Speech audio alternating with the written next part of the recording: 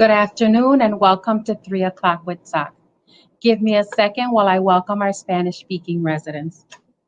Hola, buenas tardes, bienvenidos a 3 p.m. con SOC. Si quieren acceso al programa en español, por favor marquen el número que aparece en la pantalla, que es 646-749-3122. Cuando le contestan su llamada, compartan el número o el código que aparece también en la pantalla, que es 779-328-221. Well, folks, it's Friday, July 31st. If you can believe it. It was a crazy day today. I think we should make Fridays like confession Fridays. My hair keeps growing and growing and growing, trying to tame it down. I think it thinks it's ready for the weekend, but we're not going anywhere. There's a pandemic. We're staying our behinds at home. I hope that you all are finding ways that keep your soul as peaceful as it can as the time drags on, and as things continue to be heavy. And so I just want to encourage you as we go into the weekend to do those things that are going to feed your soul and bring you some joy even in these hard times. If you want to access these forums after they're done, because we're doing them live, you can get them on our Facebook in English or Spanish or on YouTube. We're almost, folks, to 90 episodes. So what I'd like to hear from our participants today, and we'll say hi in a second, is how should we celebrate our 100th episode? What do you think? Do you have a favorite guest that you'd like to see on? Or would you like to see a certain staff? Or do you want us to do a certain activity? Give us some ideas on how we can get ready to celebrate our 100th episode. I want to remind you, if you appreciate in any way the information, the guests, the programs and services you're getting from viewing the program, please do us a favor and fill out our survey. It's only 3 or 4 questions. It doesn't take more than 5 minutes. And there you get to say what information was helpful. What do you think we're doing that we should continue to do? And if there's anything you think we should change or add. So especially if you haven't done it all week, do it today. It's a big help. We need that feedback. We put a lot of resources into the forum, staff, money, equipment, technology, and we need to know if it's helping you. Because we didn't expect for it to go this long, and we're willing to keep it, but we want to make sure that you all, it's meeting your needs. Our guest, Dr. Rob Smith, who I'm going to bring on in a second, said we should have a Zoom party. Good idea. All right, folks. I want to share with you, it occurred to us that when you view us, we don't have masks on. And we're certainly like on the extra careful side at SOC. Just so you know, the rest of the city's in phase 4 and has opened to some degree. Well, our office, many of our staff, including myself, live in the 53215 zip code. And we're of the thought of being extra, dealing with it with extra caution. We want to keep you as safe as possible and our staff. So when you see us, the reason we don't have masks on is because I'm in my fireplace room by myself. And so all of our staff is working from home. That's why you don't see us with masks, but we certainly support that and certainly behave ourselves much as possible. All right, folks, our staff continues to be available for you in all the ways that we always are, except for in person right now. So you can call us at 672-8090, and you can call us in English or in Spanish. You can email us at soc@socmilwaukee.org. You can visit our website at socmilwaukee.org or connect with us on any of our social media platforms, LinkedIn, Facebook, Instagram, YouTube, and we'll get back to you. And we're doing some contactless programming. You all know we invited you to participate in our cleanups, and we had over, I think, 80 cleanups around the city, and we had contactless drop-offs of your cleanup kits to do your work. And we have some more contactless work coming. And so we're here for you folks. Before we start our program, I want to share our disclaimer. We're a certain type of nonprofit, and there are waters we can swim in and waters we're not supposed to. And so because of that, we want to make sure that we provide this disclaimer.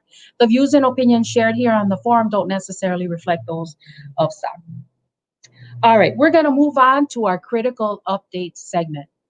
Yesterday, I had wanted to share with you all how the meeting with the Fire and Police Commission went the other day. But what happened is that the governor made the big announcement about the state mask mandate. So we wanted to give that the full attention yesterday. So let me brief you just a tiny bit. So the collaborative, now it's called the Community Collaborative Commission, attended by invitation the meeting with the Fire and Police Commission to start the dialogue around what could a community-oriented policing policy look like, right? And so other folks were invited, the NAACP, the Office of Violence Prevention, et cetera, et cetera. And what we talked about is what is an inclusive process of how we could tackle this. Oh, and MPD was there, obviously, and some of the commissioners. And what I want to leave you with is this is just the beginning of the process of having an agreement on how we co-create what community-oriented policing is. And you've heard me say this before, that the Milwaukee Police Department has an informal practice, a professed community-oriented policing. So they see it from their perspective, their experience, their scholarship, from a certain perspective. And the community sees it from a certain perspective, or parts of the community. So we want to come together and make sure we're all talking about what does it really mean to all of us? What's the definition? What's the philosophy? What's the program? How's the training going to look? How are we going to evaluate it? How are we going to respond to corrections? And how are we going to celebrate victories? And so what was clear to me is it's not going to be an easy process. But if we're all committed to doing it, just like in families or other types of relationships, you can get to the other side. It's just not always easy work. But there's no going back, folks. Given the events of the day and how long racial injustice and police brutality has existed in this country, there's just no going back. There's only going forward. So we're going to have to make it happen. I just wanted to share with you a couple of things that were said there that I want to lift up that I thought were important. One is that, and I'm sorry for the folks who I'm, a quote paraphrasing instead of quoting, and I'm not giving you credit. I didn't have time to go back yet and do all of that. But here's a concept that we need safety through prevention. That safety includes being safe from other residents, but also being safe from the police or other law enforcement. That the police have to police their police. The police have to police their police. That refers to other officers not intervening when one officer is acting inappropriately. That we also need to be concerned in a very genuine way about the mental health of police officers who are day by day dealing with some heavy stuff. That with all the intelligence and talent that has been invested in law enforcement reform, why haven't we been able to achieve this? That's super, super interesting to me. I'm just trying to find a list and I don't have it handy. Never mind. Like, what are the real motives that we haven't been able to move this forward in the community? We really can't do community policing if you don't intimately know the community. That the Milwaukee Police Department public relations is different than them digging in to do law enforcement reform, and both are needed. That prior efforts to law enforcement reform and current efforts, those external to Milwaukee that other people have tried and been successful in other places, and Milwaukee-based reforms that historical stakeholders who have had voice in this arena, or the groups that are digging in now, have to make sure that formerly excluded or new stakeholders be included, like those in the front line of the protest right now. And finally, right, that what is needed is a genuine partnership of co-creating community-oriented policing, where folks stay in the struggle together. And we end up producing a safety plan that not only the community buys into, but the police. So there you have it, folks. That's what took place. They'll be, they're using the Zeidler Center to facilitate.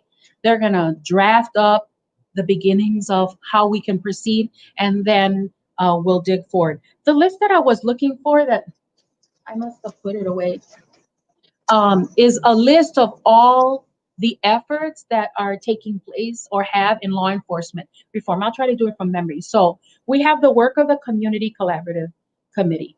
We have the work of the Fire and Police Commission, the work of MPD, the work of the Office of Violence Prevention, President Obama's 21st Century Policing that came out in 2015, New Era of Public Safety work that's out there, that we have had efforts from the Milwaukee Community Justice Council, the ACLU lawsuit, etc. And my point in saying that is, we are not going to start from ground zero. We have to honor all that investment, especially that investment from the community. Oh, and the Department of Justice findings, more than 800 people participated in that, including myself and other people from SOC and the residents. So there you have it, folks. That's, you got the most recent update on what's happening, and I'll let you know what's moving forward. And as we announced this week, we have a new leader of the Community Collaborative Commission, and that's Nate Hamilton. And the reason we're really proud about that is Nate Hamilton happens to be the brother of Dontre Hamilton, who was murdered by a police officer. That started the process of the Collaborative Community Committee, the predecessor to the new CCC. Anyway, folks, there you have it, what happened this week, and we'll keep you abreast. Okay, now I want to get to our special guest, our featured guest. We are ending this week the topic of racial justice. And as I said earlier in the week, there's no way we can cover racial justice in 5 days and 25 minutes. So we just try to pick a variety of topics to get through. And today we have Dr. Rob Smith with us, if I can invite him on the screen. Hola, Man, Dr. Smith. Hola, hola. How are you today? I'm good. You have a different background today. Well, you know, I am outside. To your point about masks, folks, I'm sitting on my porch. No one's around me. I certainly respect and honor the mask wearing mandate. But indeed, like you mentioned, Tammy, I'm here alone on my porch, and so I don't have it on right now. Thanks for sharing that, because we definitely want to be all in it together. Absolutely. And that's an important point. So, Dr. Smith, we were talking about this week racial justice, and there's no way, you know, we're gonna do justice to racial justice in a week. Right. But we wanna talk about some topics, and so excited that you're here with us, representing, or that you serve as the chair of the County Human Rights Commission, and that you serve as a professor at Marquette University, but also as the director for the Center on Urban Research, Outreach, and Research, Teaching, and Outreach. That's right. That's All right. Nice. You know what happens when you put a bunch of faculty in the room? We're gonna put a bunch of words together. We so wordy. Listen, I'm so guilty of this, and no, my staff does not need to chime in right now. Is we become very wordy. Yeah, want to get it all in. Want to be as inclusive as possible. Absolutely. So here's an interesting topic. What would this look like on the other side of making ground on racial justice? Yeah. We don't know what that looks like in America. Right. So what I was fascinated with when we discussed what could happen this week is, what could reconciliation look like? Yeah. And so excited to have this conversation. So if you could just share with us just that concept, not to assume people know or don't know what a reconciliation is. Yeah. You know, let me say a few things up front. And Tammy, I'm going to get to that question, but I think there's a Sure. little bit of a backdrop that would be useful. The example that I am most familiar with, and this comes from studies. I didn't grow up in this country, and I've learned a lot from people from the country. The South African process of truth and reconciliation is one that the entire world was paying attention to in the 1990s, and it was a process that achieved some ends that were meaningful, and then it was also a process that did not achieve all the necessary ends, and not all people were made whole. I want to make sure to say that up front, because we certainly don't want to enter this conversation about racial justice or what the world needs to look like in the future and not be honest about the challenges and the shortcomings along the way and the bumps along the way. So these are my thoughts that I've learned from reading and talking to South Africans who were a part of that process. And in fact, just one quick anecdote. I was speaking to a friend of mine who's South African, and as we were chatting, she said, I thought that we had already dealt with all this stuff, and now I'm living here in the United States, and what I see looks nothing more than another version of apartheid. And it's really important that we, I think, begin there, because our systems of racial injustice in this country do, in many respects, mirror what we saw in South Africa throughout the bulk of the 20th century. And of course, we were able to witness the brilliant opportunity to see Nelson Mandela lead that country in the immediate years post-apartheid. And so we have that rich history to support us and to support our efforts. But we also saw that, soon after, the folks who took helm of the country were not nearly as adept or skilled as him in shepherding the nation forward. And so the country still has many challenges that are direct outgrowths of the era of apartheid and other issues. And so we don't have Nelson Mandela here to help us walk down this path, but we do have his legacy that can help. The systems that are a part of this conversation really is the system of Jim Crow, and its tentacles and its legacies, and then also this system of apartheid. They looked a lot alike. We are still living with the vestiges of Jim Crow here in the U.S.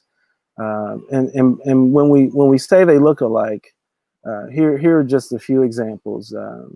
Educational apartheid. We know that our schools are deeply impacted by political violence that cut hundreds of millions of dollars from our institutions in our state alone, and the same has happened across the country. We know that there is longstanding injustice regarding housing and homelessness. We certainly know that there are economic disparities that speak to some very clear connections to the Jim Crow era and apartheid here in the U.S. Still with us today, that we struggle with as a nation. And of course, the most immediate and obvious connection is state violence. And that state violence is most directly connected to police violence and police murder, but it's also in the policy process. As I mentioned, cuts to public education, the immediate and direct attacks on our democratic opportunities to engage with the political process in terms of the way voting has been suppressed.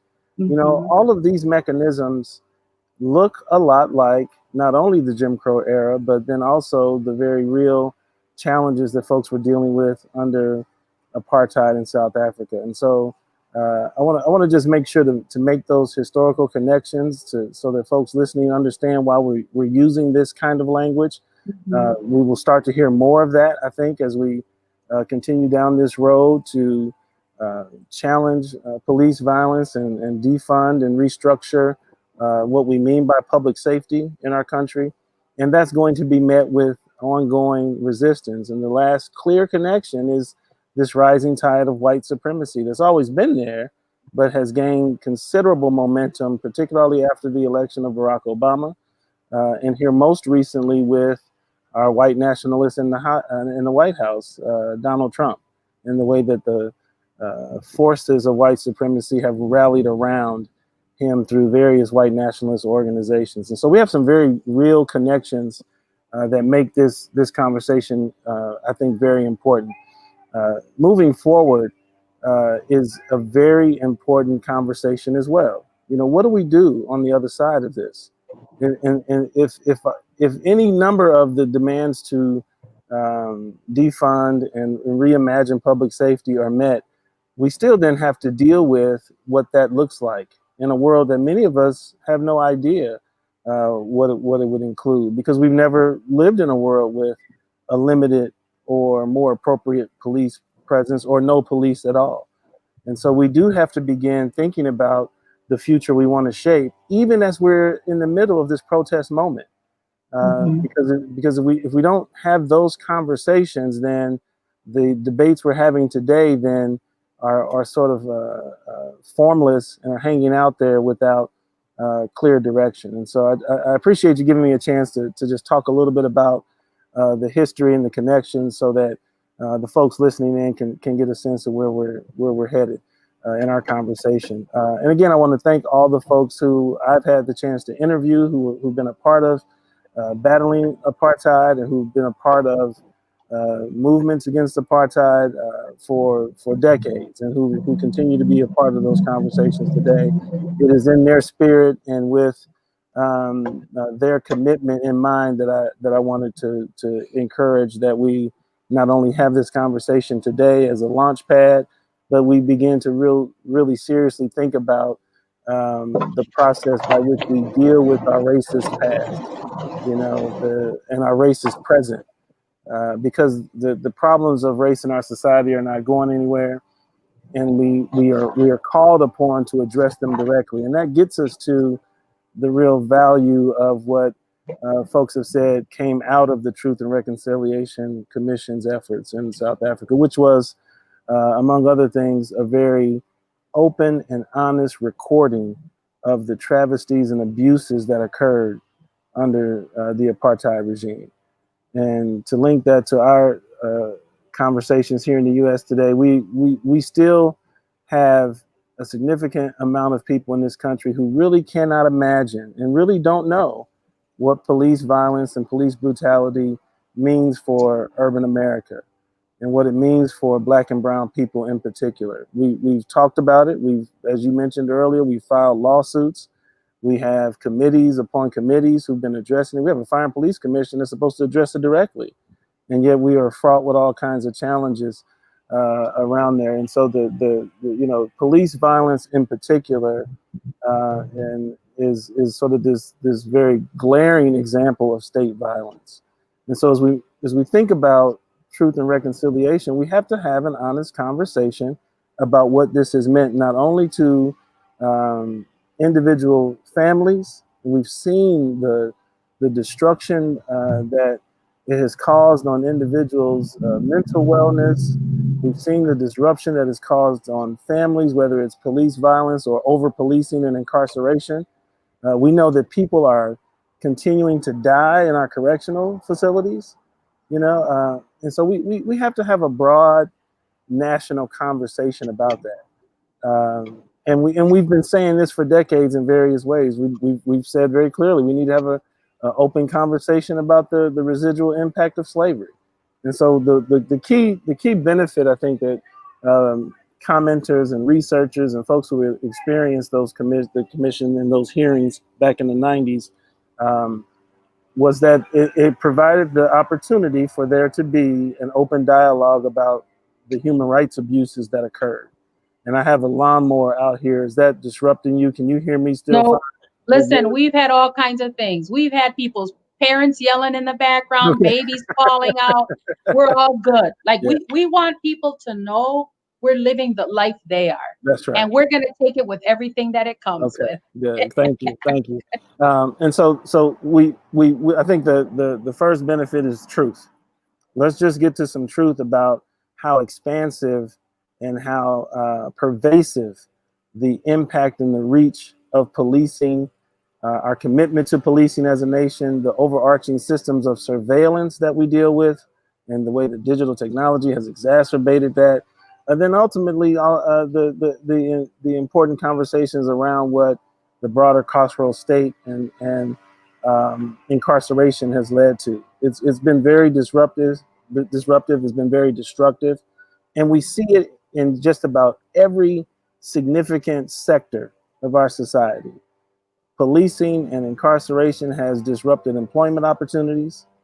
Policing and incarceration has played a significant role in exacerbating the issues and challenges with poverty. Poverty itself has become criminalized. We know that even the access to the democratic process has been curtailed and shortchanged and hamstrung by policing and incarceration. Education has been impacted by policing, either through the very militarized presence of police in our schools, the school to prison pipeline and all of its challenges, but then also the commitment to support policing and the militarization of police at the expense of educational institutions and systems, you know? And so we have to have a broader conversation that gets to a significant amount of truth about the impacts of policing, and then ultimately incarceration. That's the first effort. And I think that, and let me just make this comment as an aside as well, we have people who have been a part of these truth and reconciliation conversations from not only South Africa, but from other parts of the globe, who we ought to call in for their expertise as well. And I think that there are going to be some, I'm pretty certain there will be some of our leading organizations who are probably already at the task of doing that and shaping those conversations. And then we'll need to continue to do those. And so we have examples to borrow from. And that's really clear, because if we don't get to the point of truth, if we don't really explore the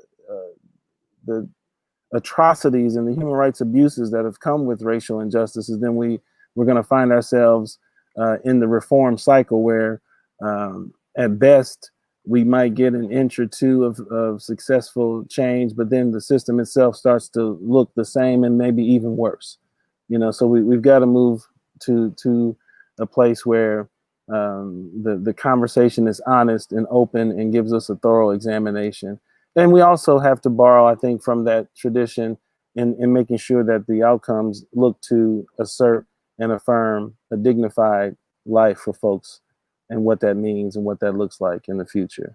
And that obviously is going to require us to think about housing justice, again, re-engaging folks fairly and broadly in the democratic process, making sure all of our kids are educated properly, you know, healthcare, you know, making sure that folks can get very good and stable healthcare on a regular basis. You know, these are the kinds of approaches around a dignified life that we have to make sure is a part of our conversations. But we also have to be very honest about the limitations. You know, part of what we saw in the 90s and moving forward out of South Africa is that some folks were granted amnesty for having committed human rights abuses. And I'm charged to share some thoughts from folks who, while I visited various parts of the country, had the opportunity to hear people say things like, you know, the person who was my direct oppressor, the person who committed these atrocious acts, I see this person on a regular basis.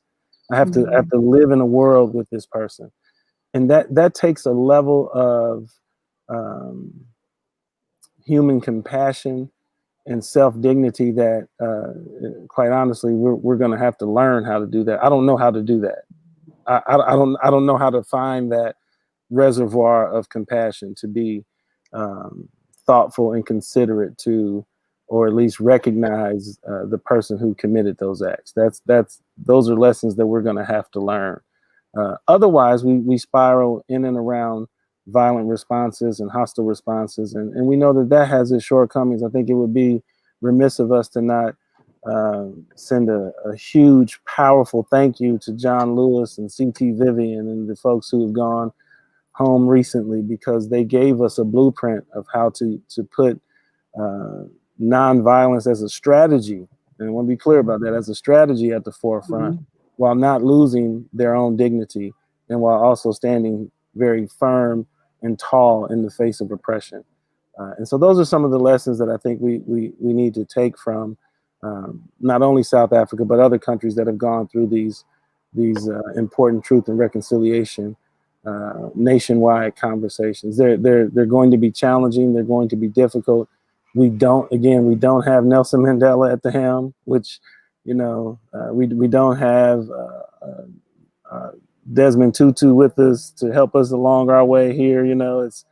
It's going to take leadership, political leadership, where we just haven't seen it in our country recently, to shepherd us through a process like that. But you and I have said this over and over, the people are going to have to.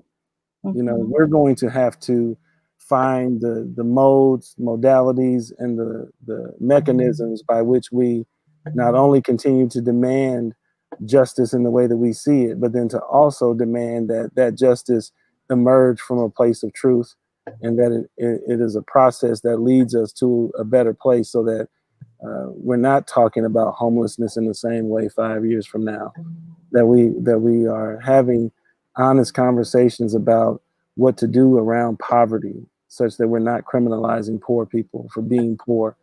We have to be serious about protecting our democratic rights. Casting a vote is about all we have at our disposal. We live in a representative democracy, and when that gets threatened, as it has been, we see what happens. And so these are my musings. I'm sorry, I'm just going on and on. But no, that's why we bring our guest on. Listen, it's already 3:30. No, we're good. Everybody already knows that I never stay on time. Okay. We're good. Okay. Dr. Smith, this is a big issue. And I think for me, what stands out about the topic of reconciliation is that we haven't seen this modeled very in a way that America was involved. Mm-hmm. And so we know what injustice looks like. Sure. We know what social justice fighting looks like. Mm-hmm. We know what civil fighting, civil unrest. Yeah. We know what civil war is because we were taught it, and there's images and we can see, but this hasn't been modeled. And it's a new thing, and new things people are afraid of just because of the nature that it's new, it's unknown. People want to get there, but I mean, even on a micro level, we're not a country that promotes reconciliation, even at a micro level, at an individual to individual, at a family level, as an organizational level, as a community level. And so it's a big undertaking, but I was saying this at the Fire and Police Commission. I have both hope and concern. Yeah. Like, you have to keep both of those things alive. So let's say the nation, the state, or Milwaukee takes this seriously, or a portion of Milwaukee takes it seriously. What could the process, like now we can start talking maybe some of the mechanics or some of the philosophy of it. What could a reconciliation process look like? Like, what would those components be if we wanted to tackle, for instance, starting with law enforcement, or we could do the economy, right? Because I mean, at the end of the day, it's always about the economy, right? Like, all this oppression is about greed, right? Absolutely. On a personal level, on a spiritual level, right? The root of all evil is greed or money. But definitely green drives all color problems. Cash rules. Or gold, right? Right. We're talking about greed. Let's be real. Let's talk about a base revenue. So what are some of the components, the mechanics of a reconciliation process? Well, we have some of the mechanics in place. Okay. We have community engaged collaborations in a wide, across a wide body of sectors, where folks are already very clear about what needs to happen along the road to reconciliation. You even mentioned part of that, which I think is central to this, the police policing themselves. Those officers who want to tell the truth about policing, both in terms of its horrors and also the systemic racism that flows through police departments, they have to be given the room to share those stories, because we need to hear from those folks who know that there are bad apples and know who the bad apples are. If we want to buy into the bad apple argument, then it should also be true that the officers who want to expose those bad apples should be given the room and latitude to do so beyond and making sure that they don't get punished internally for that. But we have community-based collaborations that address any number of the issues that we've highlighted that has moved this country to look more and more like an apartheid regime today. And so the first thing is making sure we listen to the folks who know what's best for our local communities. And we just have to keep saying that over and over and over. You mentioned it earlier. The police don't know what's best for our communities. Apparently, many of our elected officials don't even know what's best for our communities, even though we keep telling them over and over. And so the first step is to continue our community engaged efforts to correct the issues in those various sectors. And in this moment, we have to be even louder, because we could very easily get to a period where we get a little static. It seems like we're making movement, and then we get a little complacent, and then we don't make movement. And so we cannot give up in any way in this moment the demands to really alter, change, and if necessary, abolish some of these institutions. And because we have so many brilliant folks in our communities who are leading us down that path. So we've got some of the mechanisms in place. The other thing that I'd like to share, and I myself was pretty struck by this. I'm a historian, so I was in an archive and I'm reading documents. The folks in South Africa were preparing for a life without apartheid years before apartheid fell. And so we have to do that, I think, too. We have to really sculpt what the future needs to look like as we continue to press forward with our demands. And that might be a different set of bodies. That might be a different set of minds at the table to give us a vision of what a dignified, democratic society, a society that promotes human dignity and real meaningful democracy looks like. It may not be that we ask the same folks who are working to address police and policing and carceral reform and all that. Maybe those voices are not the ones who need to be thinking about the future. Where do we put our artists in that conversation? Yeah. Where do we place many of our young people? It's their future that's at stake. Let's get more of them into the conversation about what a future will look like. And of course, and it sounds like we're beating the same drum, but also make sure that our elected officials understand that we are putting these plans together and that we will not vote for them if they're not responding to our needs. They're not on board. Yeah, that's right. And so I don't want to in any way leave us with a defeatist or overly challenging set of commentaries, because we know that reality, the challenges of the future are there. But we have some things in place that are going to get us to the other side. And I've been using that language quite a bit about what's on the other side, because I don't know. We don't know.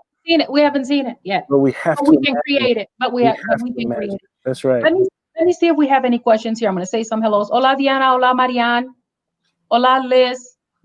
Liz, could Professor Smith discuss the people, institutions, entities that benefit from the policies of segregation and discrimination in the U.S. in the present? Sure. Well, this is decidedly racial. Obviously, the language and the theorizing around white supremacy is very useful and very accurate, because we've seen the overwhelming majority of white Americans benefit from racist institutions. Whether it's in housing, whether it's in employment in terms of jobs specifically, but then also pay. We have state after state controlled by Republican-controlled legislatures that are the clear orchestrators of voter suppression, which is why they're always concerned about voter suppression. It's their own guilty conscience, again, the way that educational funding works and the way that education, Oh yeah, that's terrible here. So those are the most glaring examples. But let's bring it back to policing really quickly, because that's the conversation we're really having across the country. You know, policing has always been about protecting capital, which is why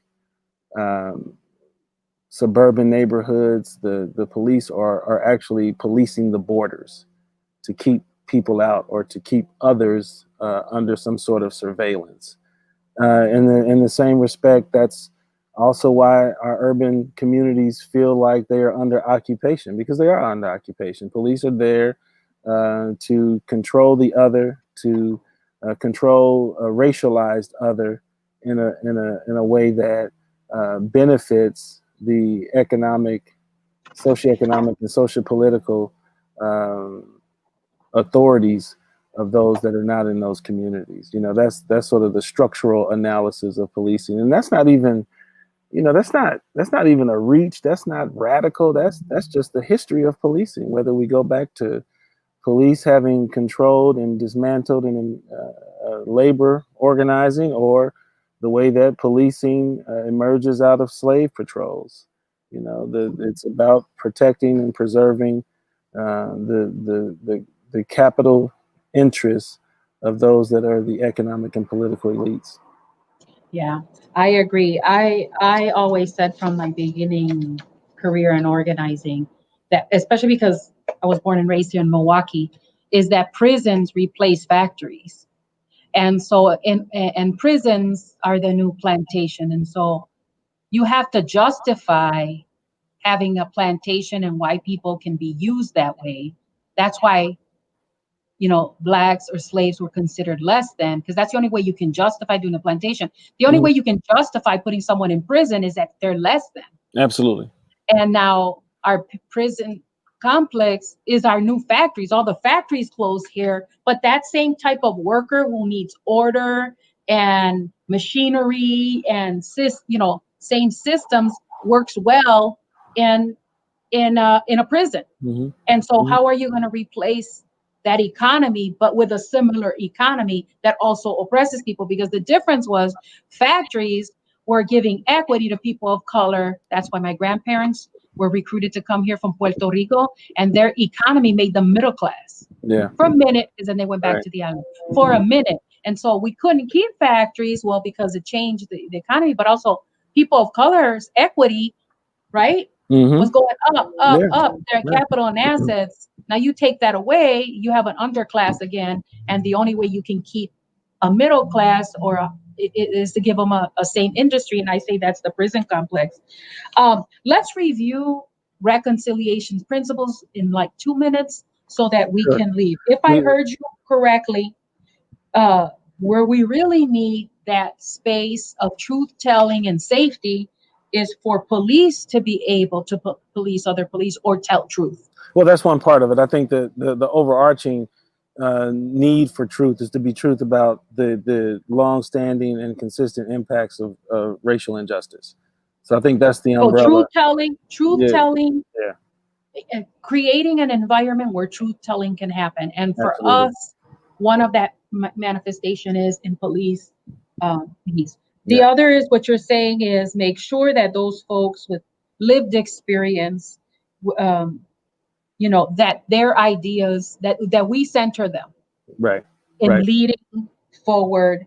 If I caught that, and center the ideas that they have about how to make their communities in the image that they believe their communities need to thrive.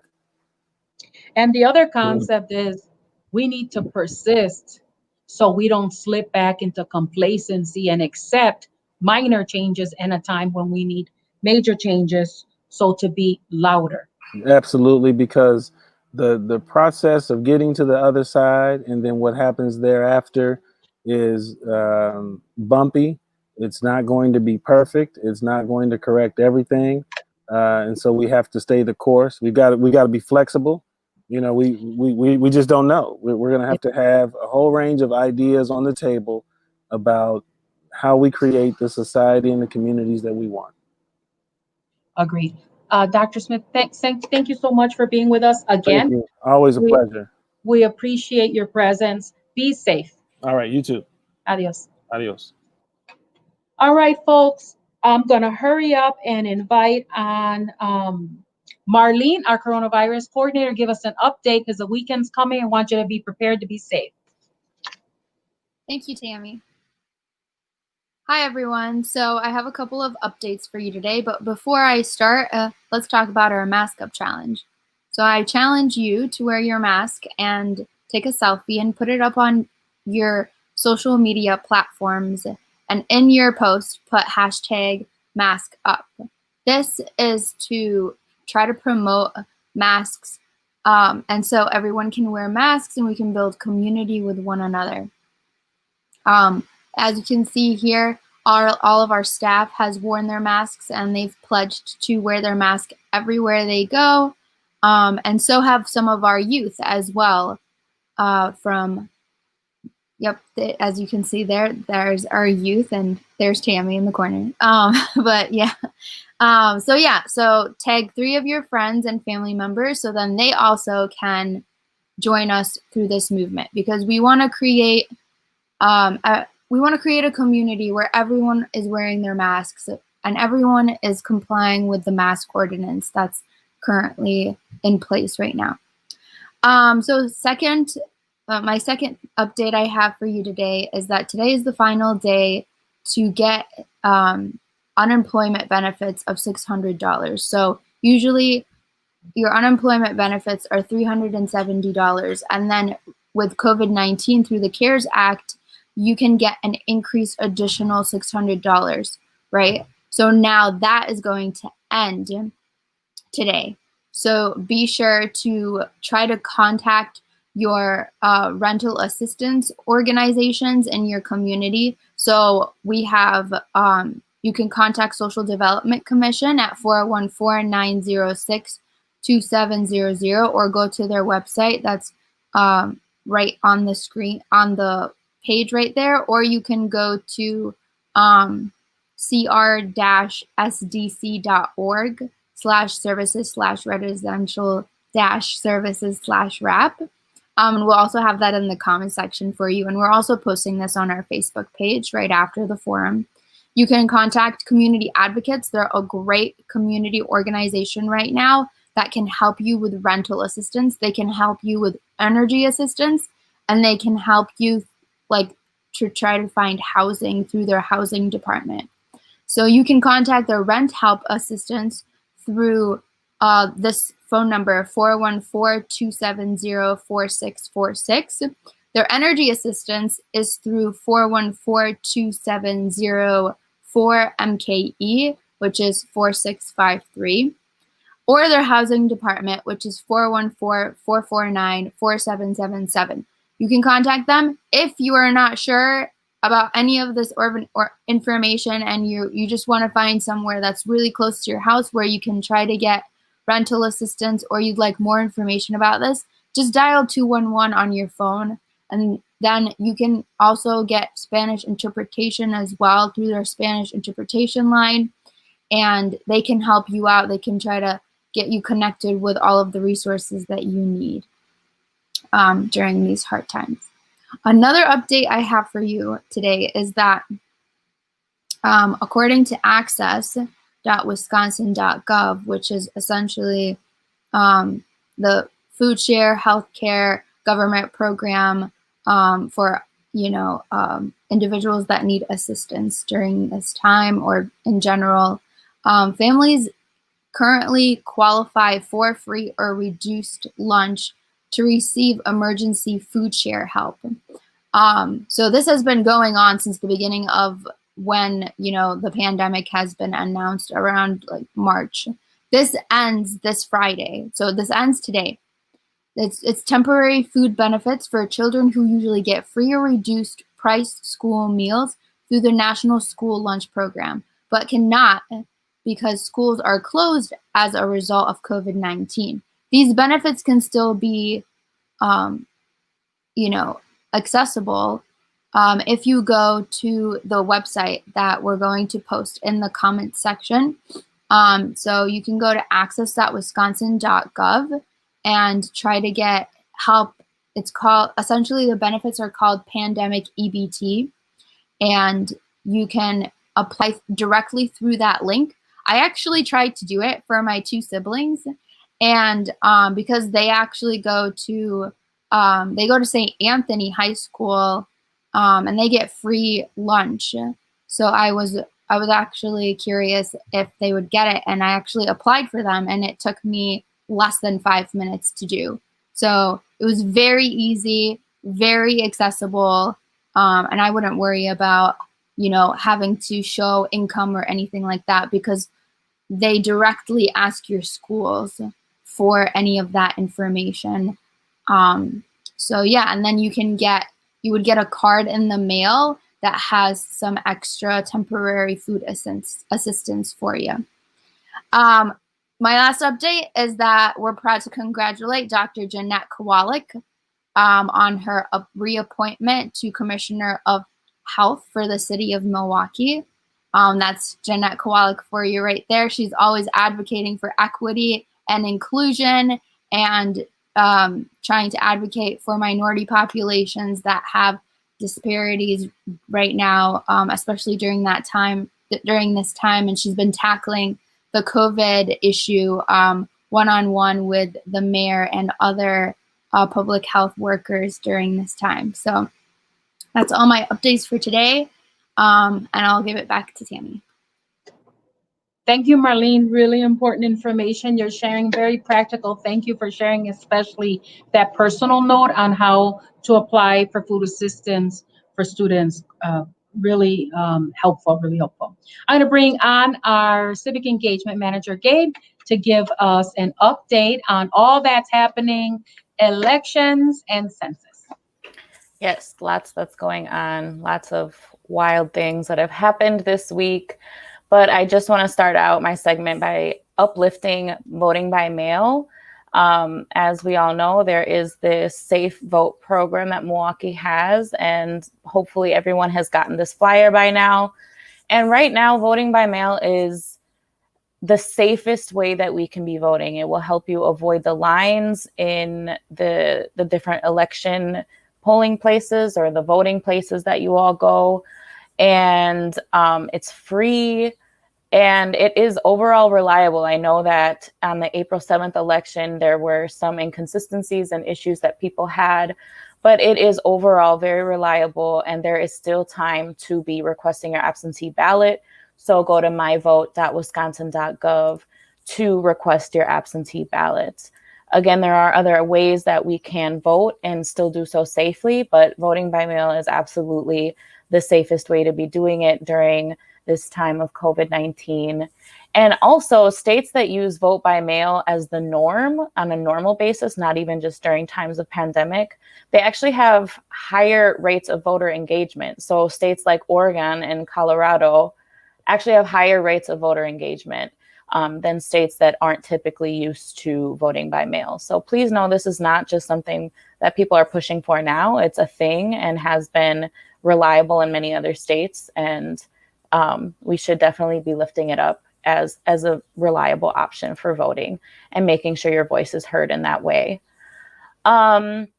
Something else I want to, and maybe we can actually talk about that on another forum more in detail about different states and voter engagement and things like that, if that's something that you find interesting, and maybe put it in a survey if you want to hear more about that. Other than that, we have being sworn into the Supreme Court tomorrow, Jill Karofsky, who won a seat on the Wisconsin Supreme Court back in April. So she's finally going to be sworn in tomorrow.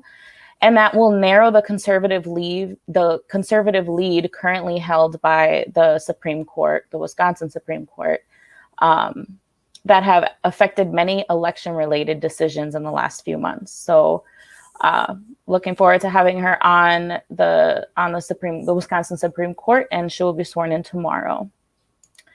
And then last thing I want to share with you all is just some updates from the Common Council. There was an important Common Council meeting this week, and there were a number of unanimous decisions that got unanimous votes that passed resolutions. and specifically 3 that were related to the Fire and Police Commission. So a new batch of resolutions that would urge the FPC to implement new policies or practices. So there are 3 of them, and I'll share them now. One is a resolution to adopt a policy under which any homicide involving an on or off duty police officer requires investigation by the Fire and Police Commission. Another is a resolution to adopt de-escalation and restraint policies for the police department in alignment with the 8 Can't Wait campaign. So I would look up the 8 Can't Wait campaign. It's just a number, or 8 policies or practices that police departments can implement that are helping to uplift de-escalation and restraint policies. And then finally, a resolution to implement an emotional intelligence and cultural competency framework and assessment to police department recruiting and training. So there's a lot happening with the FPC right now, both with the directives that they have given the chief of police, and then now with these resolutions that are urging them to implement new practices. So we will definitely be following up with that. And as always, getting you that information. And then finally, I just wanted to share another resolution that passed unanimously that would direct the Commissioner of City Development to prepare a report on the feasibility or practicality of using tax incremental financing, or TIF dollars, as it's usually referred to, for a home ownership assistance program.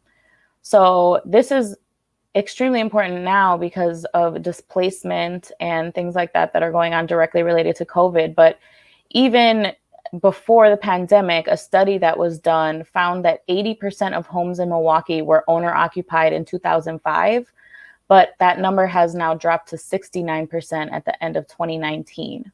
So having an ownership assistance program would be really helpful to ensure that people aren't being displaced during this time and during all times. So really looking forward to see what that feasibility report looks like and how we can be uplifting home ownership in Milwaukee. And then I know we don't have that much time. I will just quickly go over some of these hard to count numbers for the census. Particularly want to uplift, I won't go through each of them like I normally do, but I particularly want to uplift this census tract 169, and I'll zoom in so that you all can see the streets.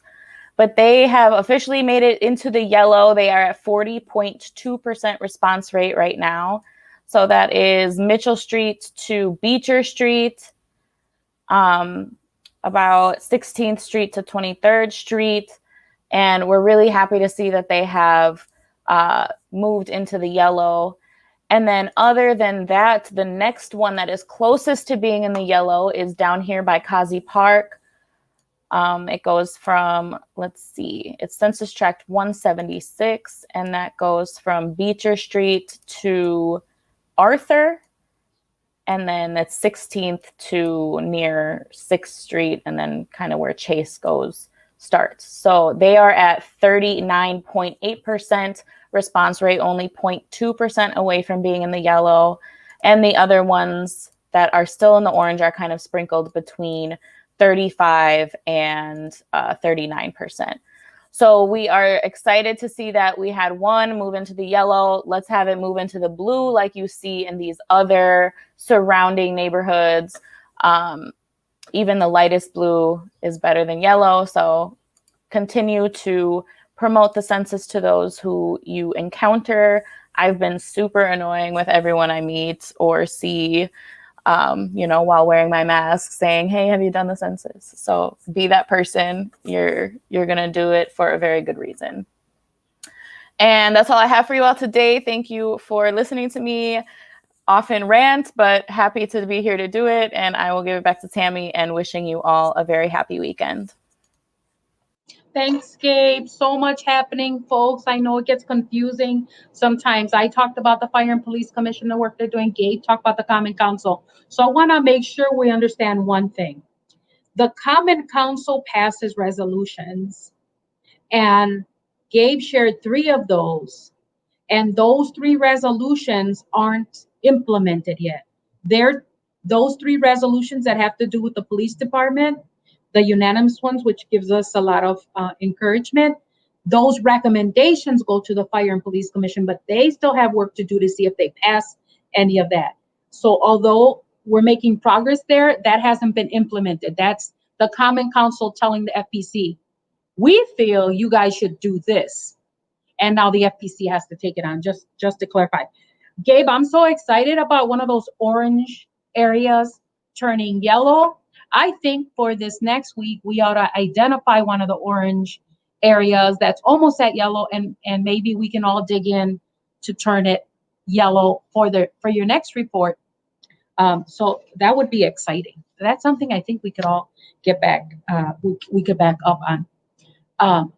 So folks, we need to talk about what we're going to do when we hit our 100th episode, and we need your ideas. Dr. Rob said we should have a Zoom party.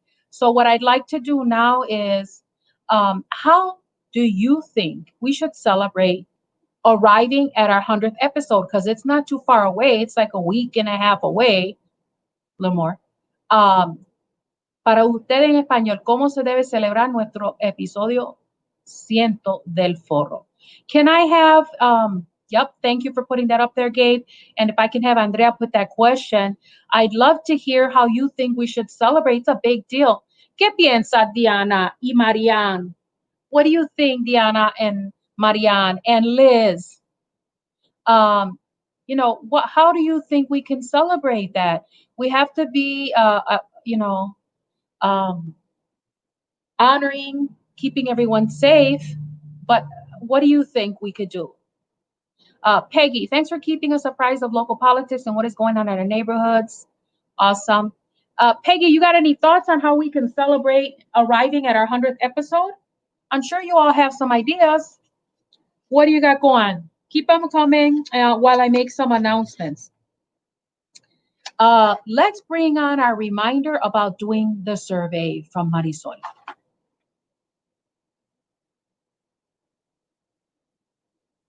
I'm gonna check. Has this live forum been informative and useful to you?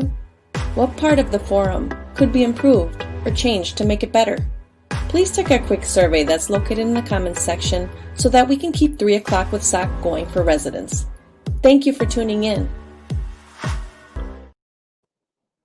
Thank you, Marisol. Marlene reminded me we're on our 87th episode, so we're really close to 100. Let's hear, folks, what you have to say about what are some ideas on how we can celebrate that 100th episode. Is there a special guest you would like us to have back on, or someone we haven't had that you'd like us to feature? Is there an activity we could do virtually? Is there some type of contest? Is there some kind of activity? You let us know. We need your help. We want to make sure this is working for you and that we're all moving forward together. All right, folks.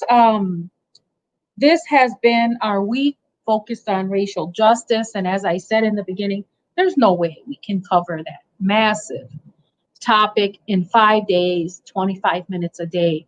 But I hope you found Dr. Baez's intro on Monday important, and Reggie Jackson's internalized racism, Dr. DeBlank's honoring John Lewis yesterday on the last day of his funerals, memorials, and talking about how that connects to today. And I hope you found the discussion with Dr. Smith on reconciliation important. We want to share our solidarity, as Dr. Rob said, with the protesters and families, and that may continue to take place. We need to be heard. We need to be loud. And our thoughts and our prayers are with those impacted with COVID, especially those with the illness and those who have passed. And so I shared with you this week, I've had some 2 people that I know pass from COVID this last week. I had a family member have exposure to someone who has it and is waiting for test results. I have another family member in Florida now who tested positive to COVID. So it's a real thing, folks, and it's a scary thing. So please be safe. I want to thank you for being with us. And I want to share our thank you for those funders who are supporting our ability to not only have this forum during this challenging time, but all the work that we do. Thank you and be safe. Hello viewers, my name is Carlos and I'm the Data and Canvassing Coordinator for SOC. We would like to thank everyone for supporting 3 o'clock with SOC live show and for completing our SOC survey. In addition to thanking our residents for tuning in and sharing our show, we would like to also thank the following sponsors: Wisconsin Voices, Community Development Block Grant, Neo Philanthropy State Infrastructure Fund, Movement Voter Project, Catholic Campaign for Human Development, Zilber Foundation, City of Milwaukee Office of Violence Prevention, Tides Foundation, Employ Milwaukee, and all of the faithful individuals who support SOC through their personal donations. Thank you.